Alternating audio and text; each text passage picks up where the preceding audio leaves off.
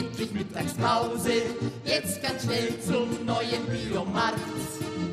Weil der neben all den gesunden Sachen auch ein schickes Bistro-Café hat. Doch ein Pulk verkrummter Kinderwägen vor der Tür als Hindernisparcours lässt die Eingeweihten schon erahnen, hier herrscht Multidiktatur.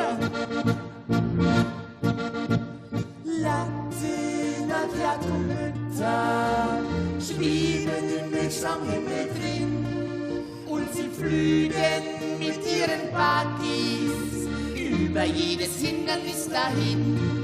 Wenn sie mit den Vorführbabys gemeinsam bummeln gehen, dann kämpfst du gegen Kinder, wenn ums nackte Überleben. Eine sich soeben fortgepflanzte, blondierte Bio-Edelmutterkuh blockiert vor uns die Selbstbedienungstheke und fragt: Camilla, was magst du? Einen Smoothie oder nur ein Plätzchen? Aber ist das denn auch glutenfrei? Du bist bestimmt dagegen allergisch. Na, da gibt's ja wieder Hafergrützenbrei. Latte Macchiato Mütter haben im Hirn noch Milchschaum drin und ausgerechnet jeden Mittag zieht es sie ins Bistro-Café hin.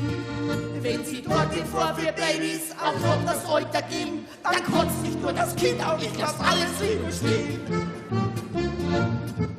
Ich versuch mich aus dem Café zu kämpfen, plötzlich neben mir ein Waldorfmonster plärrt und seinen vollen Kiefer Mangolassi über meinen linken Hosenbein entleert.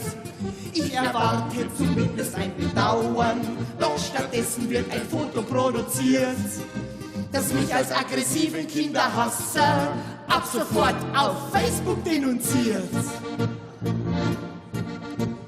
Latte Macchiato Mütter haben statt Hirn nur Milchschaum drin und sie walzen mit ihren Buggies über jedes Hindernis dahin.